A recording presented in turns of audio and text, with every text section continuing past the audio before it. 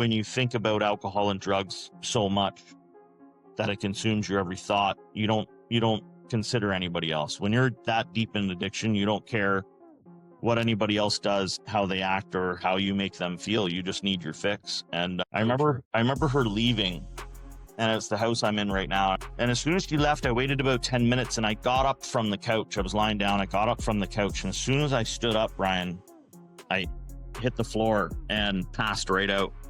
And when I woke up in a pool of blood, and I had blood coming out of every orifice of my body. I all of a sudden had the sudden urge to I know people, I'm sorry if this is gross, but I had the sudden urge just to do a number two. And I ran to the bathroom, and it was nothing but blood coming out of me. This is Rock Bottom with Ryan. No sugarcoating, no filters. The pain, the chaos, the truth. No bullshit. Just recovery.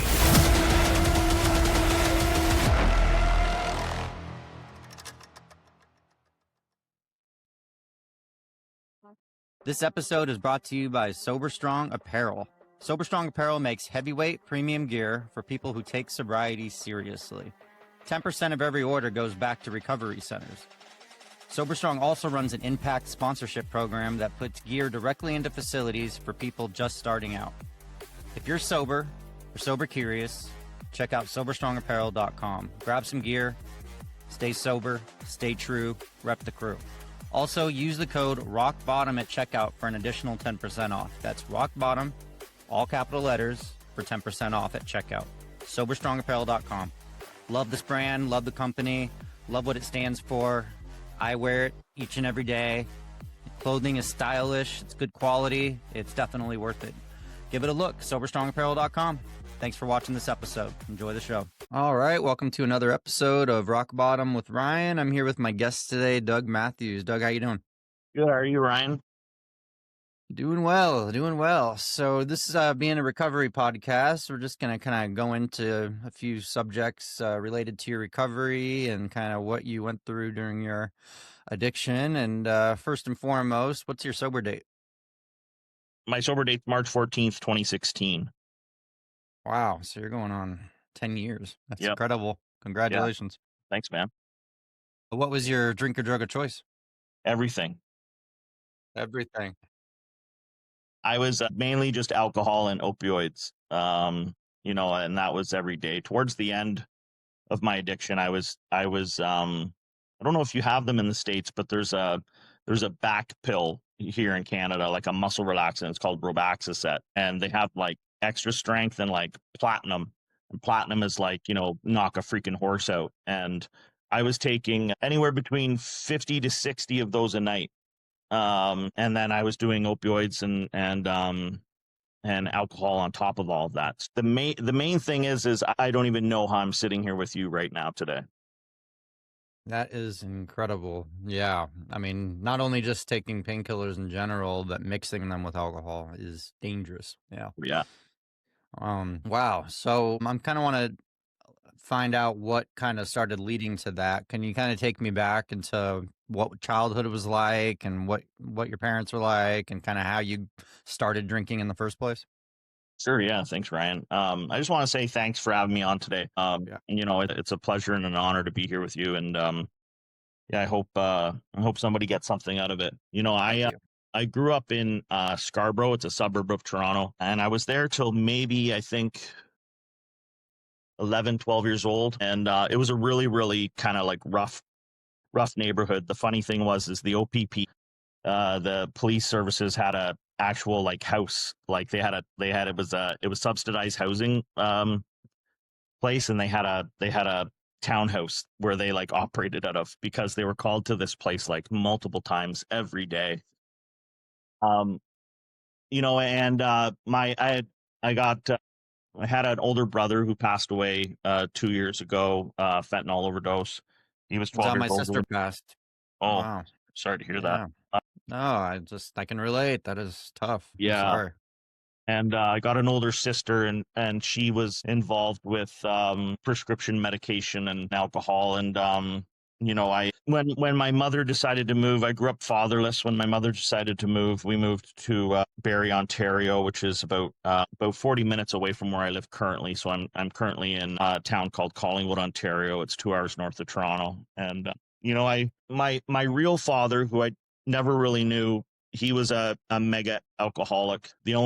Some of the only memories I ever have of him are he took me to the town fair, gave me $100 bill, and said, "Here, go ride the rides and play the games." And he went across the street to the bar, And I was like 8 years old, So just leave an 8-year-old by themselves at a fair, that's good parenting. Yeah. And I think I developed a lot of my traits from him.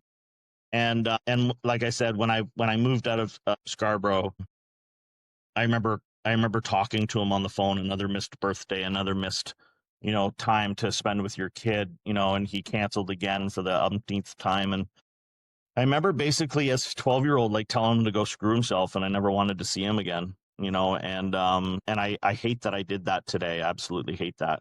But he granted my wish. He never contacted me again. I don't even know if he's still alive. And I married young. I was 21 going on 22. Married to a beautiful woman who I'm still married to today. And she's my guardian angel for sure. And I put that lady through hell, man. I was drinking every day. It never really was an everyday kind of thing. But I felt like when I was young and just bought a house and all the toys and all the whistles and I felt like some days I would come home and I'd be like, you know what, I deserve to have a beer, just because I worked all day. I felt it was just a human given right. And some things happened along the way that I won't get into, but some things happened along the way that really tested my not only manhood but tested who I was as an individual, and it broke me. I started coming home every single day with alcohol, like purchased from the beer store or the liquor store, and I did that for quite a while. And I think there's a thing, Ryan, in everybody's addiction, everybody's life, where you consume so much and then there's no effect, right? Like you have to keep consuming more. That happened to me. So I remember I injured my finger in a workplace accident, and they What prescribed. line of work were you in? The first job I did with that was printing press. I printed newspapers, but I was only there for about 6 years, and the newspaper industry just went downhill. And they prescribed me Tylenol 3s, and I remember sitting with my wife. We were over at my mother's place, and I took a Tylenol 3 and I drank this Labatt's Blue, is a Canadian beer. I drank this beer, and about 10 minutes later, I felt like I was just like floating. Like I was just like, maybe some people might say cloud nine, but I thought, man, that was an amazing feeling. I want to feel that again, and so I started abusing prescription medication with taking beer on top of that. And, one thing led to another and led to another and led to another. And before I knew it, I was a daily addict without knowing I was a daily addict. And, I was thinking about it every day. I was letting it consume my every thought, my every action. I was never physically abusive to my wife, but I was very verbally abusive to her. And I know that can be the same thing. It hurts people just as much, so life just got really crazy, Ryan. And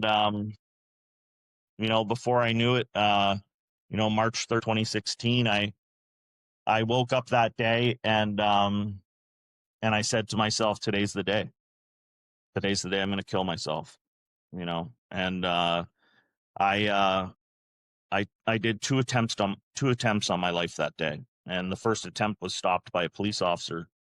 And the second attempt was stopped by my wife. And I can honestly share with you today, Ryan, that if it wasn't for those people intervening in my life today, I wouldn't be sitting here, So I look at it today as definitely some higher power moments that came into my life that said, no, you're not getting off that easy, and that's why I'm still here. You remember what was going through your head when you were attempting, and Yeah, what exactly? the first attempt was really weird. I found an abandoned parking lot in the town we live in, and I was kind of in between a Home Depot and a Walmart, and there was all these like businesses where they were all shut down. They were going to bulldoze the whole like area, make it a giant parking lot. And I was sitting there, and I remember thinking to myself, I can see in front of me and I can see behind me, and if anybody tries to come, I'll just like I'll kick it, I'll bounce, right? And I had enough pills and alcohol in the car that I thought, I'll just drink myself to death, and without even seeing it, I don't know, it's so weird to me. Without even seeing it, this cop just appears beside me and asks me if I'd been drinking, and I said yeah, because I wasn't really in a state where I cared anymore. And so he didn't have a breathalyzer on him, so he called for backup, and this big huge guy came with a breathalyzer, and I blew way over, and it was the first time in my life I'd ever been put in handcuffs, and I was trying every which way to get out of that situation. And the cop just turned to me and he goes, Doug, I've heard it all, shut up. And he's like, you're going to jail today. And I was like, oh my goodness. Like, the only thought, Ryan, running through my head at that exact moment when he said that was, shit, I can't kill myself today. And he, I don't know, again, like, I've had a lot of higher power moments in my life, but, I can't explain this one. And this police officer got out of the front seat, got me out of the back seat, took the handcuffs off me, and looked at me and said, I actually think going to jail today for you would be better, and he goes, I think you need to live with some of this, and he goes, so he gave me a 3-day license suspension and slapped me with a big fine and drove me home, dropped me off at the end of my street so no one would see me get dropped off by a police officer. And I like to say I ride shotgun beside the shotgun. And the second attempt was when I came home. My wife and I got into a huge argument. I had 7 beer left in the fridge. Her cousin came to pick her up to go get her car, and I had 7 beer left, chugged all 7 beers, grabbed a butcher knife, and headed upstairs, shut the door. I was going to slice my own throat. And I can tell you today that if my wife was another 5 seconds, and I didn't even hear her come in to the house, and she stormed up the stairs, and she punched me in the face, Ryan. She grabbed the knife and punched me in the face. And so every March 13th, I kind of get this little warm, fuzzy feeling in my cheek. And, she just looked at me with tears in her eyes, and she just said, how could you? How could you even think about, just leaving me here like this, me to find this, and I just remember dropping to my knees and just giving up. I was just done, physically, mentally, emotionally, just done. And that's basically, that was the start of my recovery. And the next day I found myself in my first ever recovery meeting. Wow, that's incredible. I'd say that the having a butcher knife up to yourself and getting intervened by her was a sign from a higher power within itself. Yeah, Pretty incredible. Definitely. Yeah. I had, not similar, but I had suicidal ideation before in the past, but I never actually came close to doing anything. But I always had a passively suicidal, like, where I was just like, I will keep drinking myself to death. I don't care if I die. So Yeah. I can understand being in a low spot, but that is incredible that you got intervened by a cop and her, both times. So that's crazy. How much do you think you were consuming at your worst? Man, it was a lot. Towards the end, I was a box wino. I was buying. So you were saying, I was buying about anywhere between 4 to 6 of these. Like, I forget how many. I think there were 1 liter of wine, and I would chug one of them, and then to try to reach that high that I was doing, I would chug one of them, and I would take about 10 of those Robaxacet back pills, and then as the day kind of was going on, I would chug another one and then take another 10, chug another one, take another 10, and before I knew it, I was sitting on the couch, and I remember watching an episode of that show Intervention. And, I watched that. A lot of episodes in Canada too. Yeah, and there was an episode. Nobody like do what they say on some of these shows. Do not try this at home. I saw this guy, sober. I saw this guy, and he was going to the pharmacy, and he was buying hand sanitizer. I And saw that one. did you see that Yeah. one? And he's Yeah. mixing it with like water, and he has a moment where he's sitting there on the couch, and his mother walks in, and he's drooling, and he can barely like stand. And I remember thinking to myself, that was me, not with the hand sanitizer, but I would get to these points, Ryan, where I would sit on a chair, sit on the couch, and just be zoned out, and I would drool.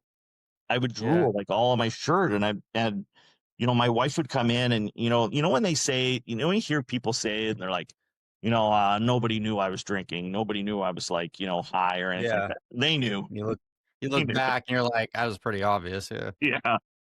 So I consumed a lot. The amount of money I spent on booze a day was probably, I would say anywhere from 60 to maybe $100 a day on booze, and that was just wine, and that was because it was cheap. You could get two of those bottles for $20, Yeah. and then I would buy the I would buy the box wines because I went from whiskey and beer to thinking wine would be my cure, so I started buying wine, and I would take the bag out of the box, and the wine box would be equivalent to 4 bottles of wine, I think, and I would buy one of those every day, if not every other day, depending on how bad I got, and I would pour the bottle, and I would open the nozzle and just pour it into my mouth while laying in bed, and I would just keep going back to sleep and go back to sleep. I'm like, everybody must have known I was getting, effed up for that entire bender, so it's just were you one of those amazing. were you one of those guys that like waited for the store to open in the parking lot? Oh yeah, I'd be there 5:45 a.m. trying to be the first one, shaking, being like, all right, I'm gonna go through the self checkout so nobody sees me shaking. And then I'd get home, and I would stock up pretty well because I'd never like to run out or risk running out and going through withdrawal. So I just did you ever? I used to walk the grocery store aisles to see if there was anybody I knew, so they wouldn't see me. And then if there was no one I knew, then I would go and get my fix. Yeah. We get that's the insanity, like we learn in meetings, the insanity of the things we did just to like try to cover it up and think that we weren't obvious, but we were so obvious, it's crazy. But yeah, so you were drinking about a couple of liters a day, usually at your worst. And were you going through withdrawal symptoms and stuff in the morning? And Yeah, it started to get to the point where, like you said, like I was getting the shakes. Before I would go to, I used to work, where my addiction really kind of like took off was at the job before the job I have now. And I used to work for a mining manufacturer here in Collingwood, and I would pay a guy. This is how desperate I was. I would pay a guy $20 a day, and $10 was, he always got like fries and gravy from like a food truck. So like I'd say, go get your fries and gravy, and then go get me a box of this wine. And he would do it for me every day. And that was for right at the end of the day, where I was just about to go home. I would chug this wine, 5 minutes before work was done, and then I would punch out. And the guy that gave me rides home, he was an alcoholic. I can't take his inventory, but I believe he needs help as well. And he would go to the beer store or the liquor store every day. And I thought to myself, man, this is like the perfect thing, because I can chug my wine, and then when he goes, I'll just buy more, and it was an everyday thing. And it got to the point where I was making up lies, and I was making up excuses why I had to go out, why I had to run out. In the morning, I would have a bottle of vodka in the basement, and before work every morning, it got to the point where I was getting so bad where I had to go and drink maybe like a fourth of like the bottle, and then that was just to start. And then it started to get to the point where I was asking for the car, because my wife and I still today, we share a car. So I was asking for the car, and then I would come home at like lunchtimes when I had the car, and I would drink some more, and then I would go back to work, and then I would drink some more. And you were able to function okay at work, or besides making excuses to leave and stuff like that? Yeah, like it started to get to the point where I think coworkers knew something was going on, and I tried to hide it as best as I could. You can only hide something like that for so long, you know. Especially when it gradually gets worse. It's a slippery slope, So Yeah, so they did a big layoff, and I got laid off for the last time, and they basically, pulled me in the office, gave me my severance, and then said, we can't continue this relationship here, at work. And they never said anything about, my addiction or my alcoholism, but I kind of got a sense sitting there in front of these people that they knew I was drinking all the time, and they knew I smelled like it. And it's just to grab the money and run, as who sings that song, the Eagles, take the money and yeah, run, and yep, so Don I Henley. did that. And those 3 4 months that I wasn't working, that's when shit really hit the fan. And I was consuming all day, every day, which led to the suicide attempts, but also led to recovery. Besides the suicide attempts, were there any other notable situations where you're just like, it should have been a wake up call? Yeah, I had 2 hospital visits within 2 years. The first hospital visit was really scary. It was my niece's 13th birthday, and my wife and I got into a huge argument, and I told my wife I wasn't going. I wasn't going to the birthday, and she got really upset with me because, I don't have any kids myself, but my niece is turning 13, a teenager, and they're having this big kind of charade, for her. And it was sad that I know when you think about alcohol and drugs so much that it consumes your every thought, you don't consider anybody else. When you're that deep in addiction, you don't care what anybody else does, how they act, or how you make them feel. You just need your fix. And I So remember true. I remember her leaving, and it's the house I'm in right now. And as soon as she left, I waited about 10 minutes, and I got up from the couch. I was lying down. I got up from the couch, and as soon as I stood up, Ryan, I hit the floor and passed right out. Um, and when I woke up in a pool of blood, and I had blood coming out of every orifice of my body. All of a sudden had the sudden urge to, I know people. I'm sorry if this is gross, but I had the sudden urge just to, do a number two, and I ran to the bathroom, and it was nothing but blood coming out of me. And I remember calling my wife and saying, I need you to come, now, I'm bleeding all over the place. And she took me to the hospital, and I remember after they gave me a scope, after they were looking at what was wrong, I remember the doctor wheeling me back to the room that I was staying in, and he had his head over top of mine as he's pushing me down the hallway, and he looked at me and he said, "Do you want me to tell your family the real reason you're here? Or do you want me to keep that a secret?" And I didn't realize that at the time, but doctor-patient confidentiality thing. And I looked at him and I said, "Can you just keep it a secret?" And he goes, "All right." And we walked into the room, and there was my wife and her parents standing there, and he told them that I was just under an immense amount of stress, and just to leave me alone. And I thought to myself, lying there in bed, I thought to myself, this guy just gave me the Willy Wonka golden ticket. And they prescribed me this medication, which was like coating our stomach, and within a year, pretty much to the day, a year later, I wound up in the hospital again. Not as bad as that first one, but I remember sitting there in the office with the same doctor at the hospital, and he looked at me and he said, I'm telling your family." He's like, "If I don't tell your family, you're going to die." Yeah. So the gig was up there, but that didn't stop me. There was still another 2 3 months after that, where that led up to the suicide attempts. Yeah, no, I get it. I had multiple hospital visits, like 3 in 2 years leading up to when I got sober finally. But I just remember I'd get out, they'd give me like these detox drugs, like benzos, just to kind of taper off. As soon as I would take all the benzos and those would wear off, I would be like, all right, well, I'm going to get some more alcohol because I'm feeling okay again. Hmm. And then I would just continue the pattern. And then it would just get to the point where I'm like, I did this to myself again. And I would break down and start crying and be like, I can't believe this. Send suicidal ideation texts to people and be like, I can't do this anymore. And then next thing you know, I have a friend making a wellness call, having somebody cop come to the house. And it's like all these little things that you think would just stop you altogether, and it's just not enough sometimes. And we just wait till we get lower and lower and lower. Keep digging deeper, for another rock bottom is what I say. It's pretty frightening, but what counts is that it's just all part of our full on recovery. I think it's all meant to happen, all those obstacles, I think. And I think I was meant to try quitting for 17 years because I was trying to quit pretty much since the day I really knew I had a problem when I was 21.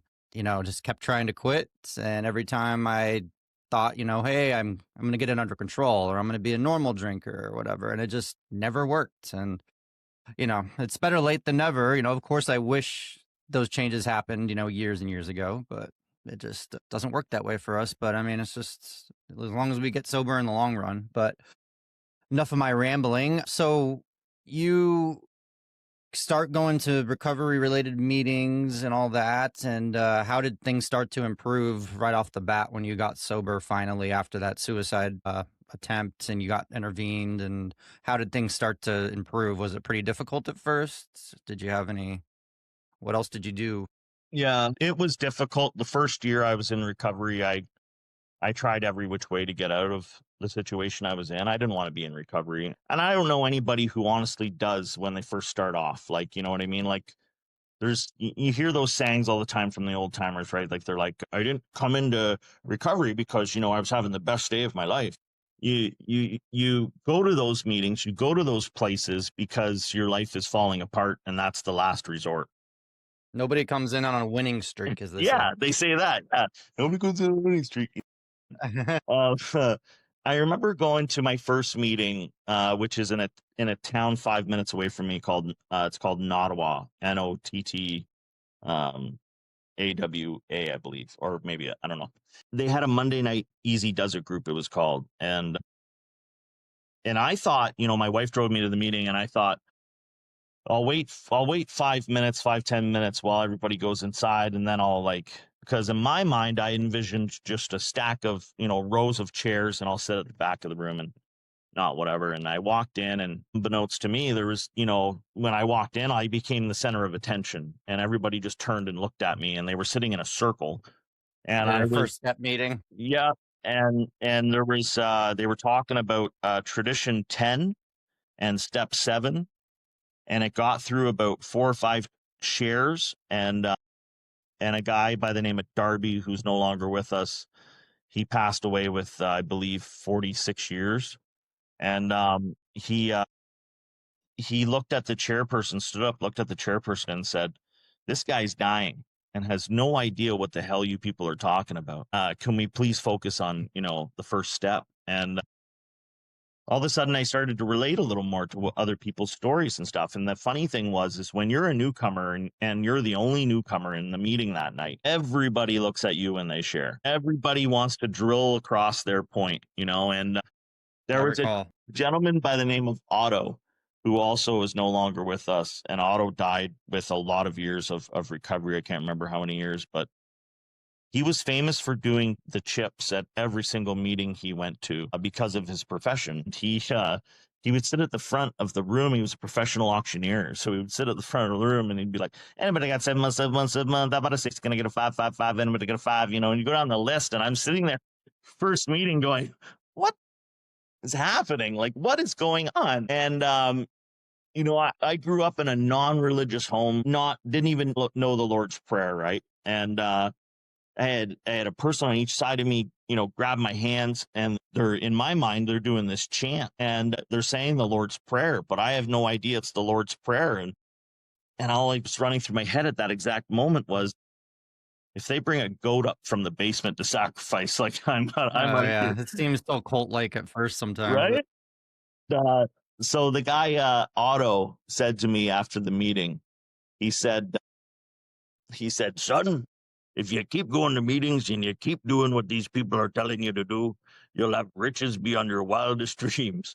And I walked out of the meeting, my first meeting. I got in the car. My wife looks at me. She goes, "How was the meeting?" And I said, "I don't know, some old fart told me that, that I'm going to be a millionaire." And, they were saying some chant. And she's like, "What do you mean some chant?" And I started like rhyming off a couple words, and she's like, Doug, that's the Lord's Prayer, you idiot.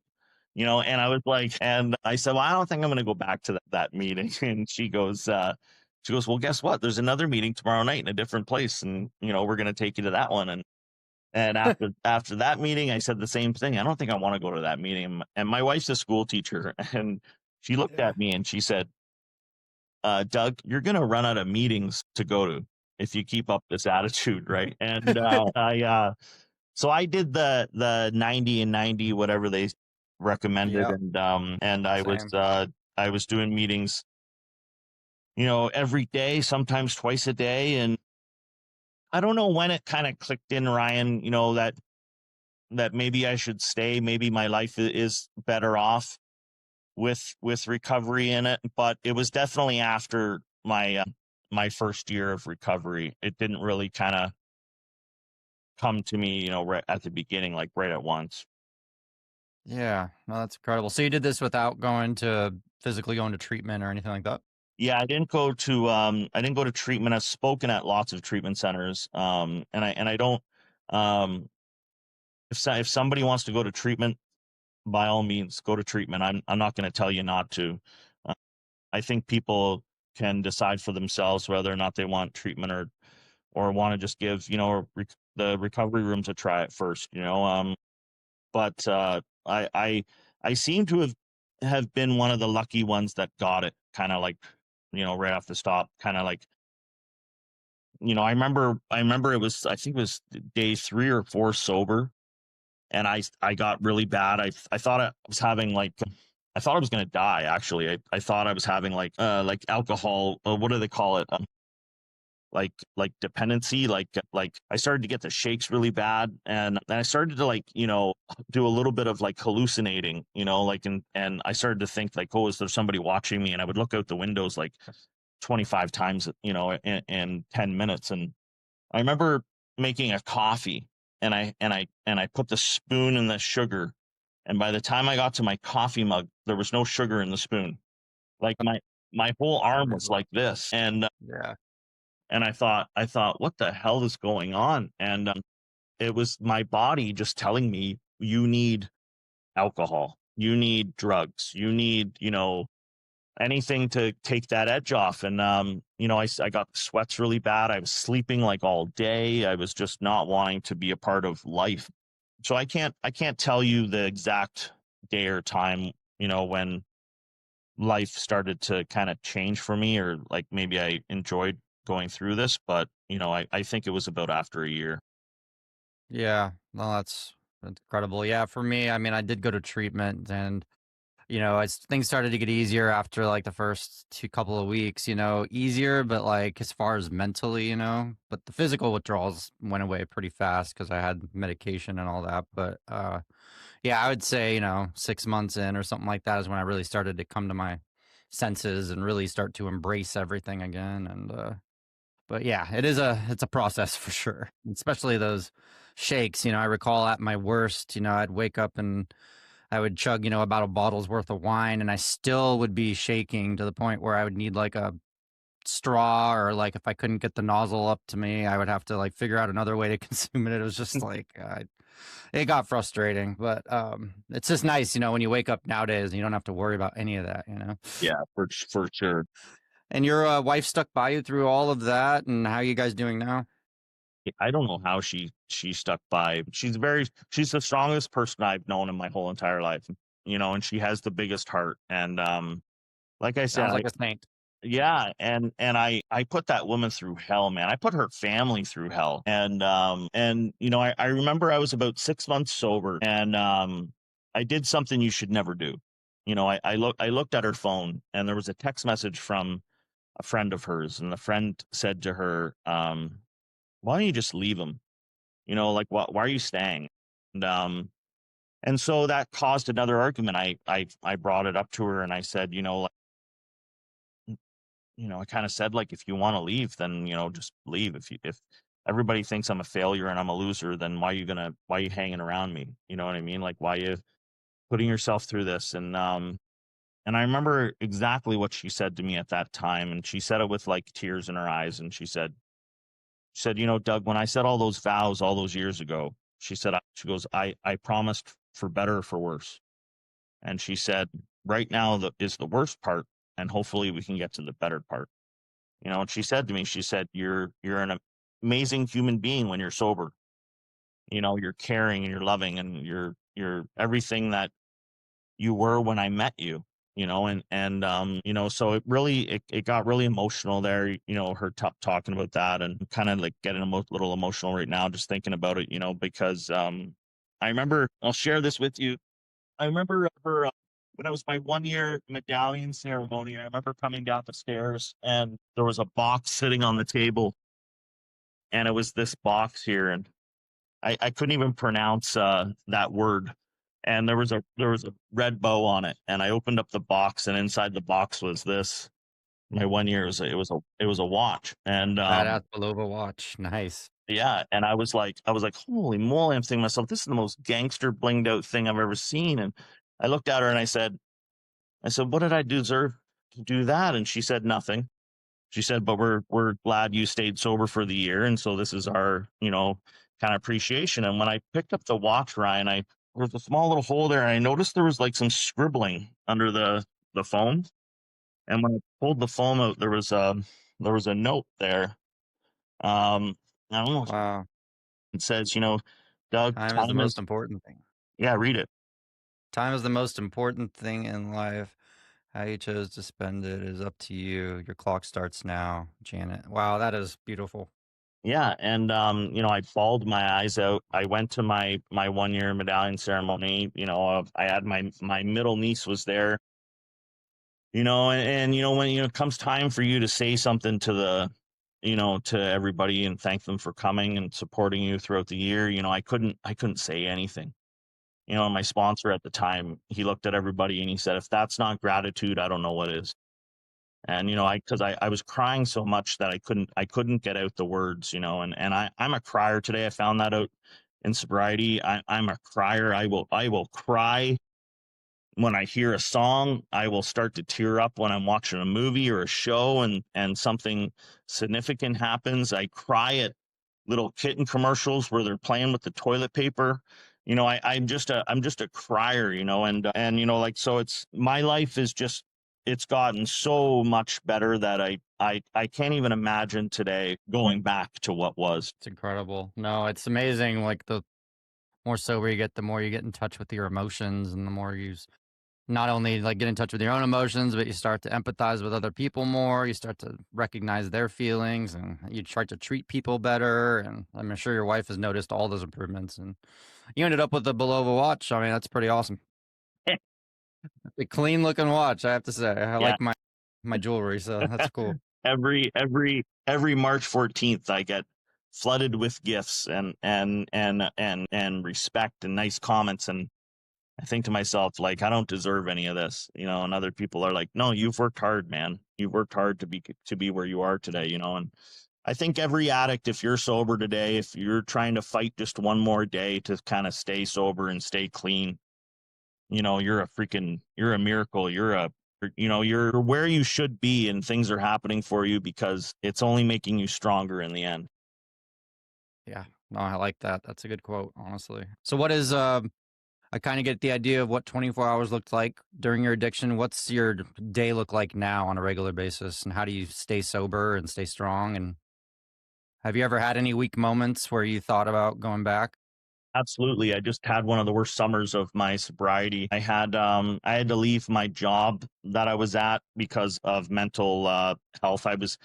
My mental health was crashing, and I recognized it, and I knew it was happening, and I was working in a really toxic environment with some toxic people, and an opportunity came along to jump ship and go to another place. And I was 3 months sober when I started working at this place. So this place meant a lot to me, but it was getting to the point where the owner had sold it to a corporation in California, and everything just started to become corporate, and they were starting to take all of the things that they implemented away. And it was getting to the point, Ryan, where I was calling in sick every day, even though I wasn't sick, and I just didn't want to go to work. And, and so an opportunity approached itself, and I decided to jump ship, and that was the wrong move for me. And that opportunity ended up not working out. Something happened, people intervened, higher powers came down and said, I woke up from a nap one day, and I had another job lined up. I was supposed to start another job in about 2 weeks from this text message. And I got a text message from one of the managers at the place I left, and he said, "Hey, Doug, we heard you're no longer with the company that you left us for. Would you like to come in and talk?" And I went in and I spoke, and I laid it all out on the table, Ryan, for them. I said, "Listen, my mental health was really bad. Everything, and I just open and honest with them." And the old owner who started the company, he was there that day, and he looked at me and he said, "I'm back." Like Arnold Schwarzenegger. And I was like, "What do you mean you're back?" And he goes, "I'm back now, and things are going to change." And Oh, I said, and so what they did, Ryan, was they fired a ton of people, because I wasn't the only one that left. There were some other people that were leaving, and their production and their business started to go downhill. And so I bet you, I'm not 100% sure, but I bet you the stakeholders were like, "Hey, this has to change. You got to step in and do something." And so I'm back at the place that it all kind of started for me and my recovery journey. And I wake up every day with a grateful heart. And I'm not one of these meditation guys. I'm not one of these morning prayer guys. And I wake up, I touch Alcoholics Anonymous, I touch AA, I touch people in recovery, I text somebody, I'll call somebody, my sponsor, even if it's just a, "Hey, hope you have a great day today." And I do that all day long. And if given the opportunities on my lunch hour, I'll go to a meeting on Zoom or something like that. And then I have things in my life that I've committed to, recovery wise. I have that television show. I have people in my life that hold me accountable, and things like that. I cook, at night. I clean the house. I do whatever I can, Ryan, to keep my mind and my thoughts off of addiction. amazing. No, I really see it, and it's amazing how your daily routine can change in sobriety, and you just become so productive, and all the things that seemed like huge tasks back when we were using it are just like, "Oh, I want to do more. I want to do more. How can I make this day better? How can I be helpful to my wife?" That kind of thing. So Yeah, it's something as simple as making your bed every day. Make your bed yeah, every day. take your bet. You're not Pick out your until outfits. I mean, I take yeah, my just picking out my shoes for the day. I'm just like, those things excite me now, you know? It's like yeah. And I'm a it sounds sneakerhead. stupid to regular people, but to us, Yeah. it's It's a it's big deal. progress. Because those things were difficult at one point, for us. So it's just getting out of bed. I had to pump myself up to go to the bathroom sometimes. That's really sad, So I feel like You got to have do to what you got to do. give myself a pep talk. Okay, 2:30 p.m. I'm gonna get up and I'm gonna go pee. I'm like, geez, that is sad. But that was that bad. But so can you tell me just a little bit before we close up about what the Canadian Sober A on YouTube is about and all that, and how you're really putting out the word on your recovery? Yeah. Thanks, Ryan. So I used to have a podcast called Canadian Sober A, and I was wearing these T-shirts around town, had a leaf on it, said Sober A, and people asked questions and things like that. And the podcast did really well. And I, like, told you at the beginning, I don't have any children myself, but I had a 9.5-year-old chocolate lab, and I was about to start season 4 of the podcast. And I can tell you, I wouldn't have kept going with the podcast if people weren't watching it and listening to it. And it was doing really well. And my chocolate lab passed away and broke my heart. And in sobriety, I cried for 4 weeks straight, man. I just missing my little buddy. I still miss him today. And I remember saying to my wife, "I'm not going to do the podcast anymore. I'm done. I don't want to do it anymore," because he would sit here with me every episode, and we would eat crackers and cheese. And I remember 2 weeks after he passed, I got an email from Rogers Communications, which is a cable network here in Canada. And they asked me if I would be interested in meeting with them, on Zoom, one day. So the next day I met with them on Zoom, and they put forth their their idea. And they were tired of these people doing cooking shows and game shows, and with mental health and addiction taking over our world. They thought, let's do a show that's kind of catered to giving advice and helping people. And the first thing they said to me, Ryan, was they said, "We can't pay you for this." And I remember looking up and saying, "Thank you." And he goes, "What did you do there?" And I said, I was thanking my higher power for you not paying me for it. And he goes, "Seriously?" And my producer and this guy were like laughing. And he goes, "Can I be honest with you?" And I said, "Yeah." And he goes, "You're like one of the only guys that, we've said we're not paying and you're happy about it." And I was like, well, it would ruin my ego. I think my ego would explode. And I said I'd probably, end up relapsing. So about once a week, I'm in season 3 now. About once a week, I interview people all over the world. Who knows? Maybe you'll be a guest on it one day. Love to. It's about the same kind of premise here. You get to share your story. You get to share maybe some thoughts or some ideas you would have for people sitting at home. And I can't tell you, Ryan, how many people this show has changed. How many Amazing. people have been sitting here in their couch in their living rooms, and because somebody shares their experience, strength, and hope on an episode, Yeah. gives them the courage to get up and go get help. And I'm getting emotional right now because the amount of people that have found recovery because of that show in here in Ontario and in Canada. Sometimes you don't realize the impact things have right away until later on. And I was talking with my wife yesterday about this, and I told her, I said, when we first started out doing these podcasts and doing these television shows, I questioned it. I questioned whether or not people were listening, whether or not whether it was going to work or not. And, you know, I remember my wife just looking at me and saying, "Doug, things take time. Yeah. Things take time. You can't expect people to like it, or you can't expect it to do great right off the hop. Branding and things like that and doing all that kind of stuff takes time. I It's spoke kind of at like recovery itself. We just want to see results overnight, right when we quit our addiction. You're like, oh, I expect everybody to like me again and be okay and forgive me. And it doesn't work that way. It's when I started the podcast, I was like looking at the listeners of the first episode. I'm like, what? I'm a failure. And then I was like, no, this does take time. one person, that's all it takes. And Yeah.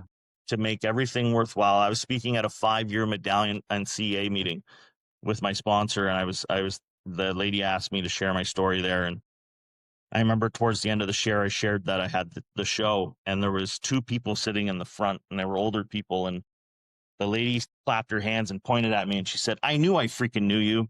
But she said 2 curse words. And at the end of the meeting, she came to me and she said, I interviewed a girl on season 2, and she said her story was enough for her to say, "I need help." And so, like, you hear stuff like that and you're like, it just makes your heart feel all warm and fuzzy inside, because Ryan, and I don't know you that well, but I did some background searching on you the other day, and the amount of people you're probably helping and don't even know it is probably like astronomical. And that's the thing. I think, Ryan, you're dedicated. You do this show, you show people, you have guests on there with different stories and different things, and they give different advices, and you're making a difference, my friend. And so I don't know if anybody's ever told you that lately, but if they haven't told you that, keep up the great work, keep doing this thing, because it helps. Yeah, that really means a lot to hear because sometimes I do get hard on myself and down on myself, and that stems from even during my addiction. So even sober for 15 months and working hard at this, sometimes I can still be tough. So that means a lot to hear. So thank you. Yeah, brother. So back to what you're saying, what advice would you give to my listeners that are sober curious, new to recovery, in recovery, and want to stay strong? What would you say based on your experience? It's a great question. I think everybody's different. Everybody takes things differently. You just mentioned one thing, don't be so hard on yourself. Don't beat yourself up over, stupid little stuff. If you're sitting there today, you're watching this or listening to this, and you're relating to some of it, then maybe you have a problem. And maybe to fix that problem, you're going to have to do some pretty uncomfortable things. And one of them is ask for help. I think that's Yeah. the thing. A lot of men, no, I can't speak for women, but a lot of men out there, think they're too macho or think they're too good to ask for help. And I can tell you that asking for help was one of the most courageous, bravest things I've ever done in my life. And, and almost 10 years sober, I still ask for help. I still need help doing certain things. I don't know it all, so my advice to those people would be talk to somebody about it, family member or something like that, because even people in your life that aren't in recovery, they just want to see the best for you, so, they want you to get help. They want you to do things and be patient. There's so many people I see come in recovery rooms that are like you mentioned it, Ryan, they want instant gratification, instant success, instant this, instant that. It doesn't Yeah. not work that way. I've never seen anybody come in and have 2 weeks under their belt and go, you know what? My life is freaking amazing now. Like, it's just like, great. Thanks. Thanks. I'll see you guys, Yeah. whenever I need help again. It doesn't work like that. Things take time. No, no, very true, very true. I mean, it's just it's a full-time job, in recovery, and it does get easier. I do stand by that, but yeah, those initial months and days, and just it takes work, hard work. When you wake up in the morning to when you go to bed, just think about that one day, like we are talking about yesterday in my recovery meeting, just about how it being New Year's and people coming up with resolutions and stuff. But I came up with a topic and I chaired the meeting, and I was just kind of like, it was the daily reflection, if you read that every day, and we got 24 hours in the day, every single day. We can treat every day like a resolution, and one of them for us is to stay sober and just keep passing the message on to others. But no, I appreciate everything you said. I had a feeling when I reached out to you that this was going to be a great interview, and it hands down was a great interview. So I really appreciate it. Well, thanks for having me, Ryan. Keep up the great work. You're doing good things. And, it's, life will get easier and better for people out there listening, and reach out to Ryan if you have any concerns. I'm pretty sure he'd be willing to talk with you for as long as it took. I always say I'd rather sit with somebody for 3 hours while they spill out their life than read a eulogy at your funeral. So reach out to Ryan, and you can reach out to me on social media and stuff like that. It's Canadian Sober. Just reach out and connect. Yep, and Doug Matthews 4 on Instagram. Awesome. All right, great. Thank you so much, Doug. Really appreciate it. Awesome. Thanks, Ryan. Rock Bottom with Ryan. No bullshit, just recovery.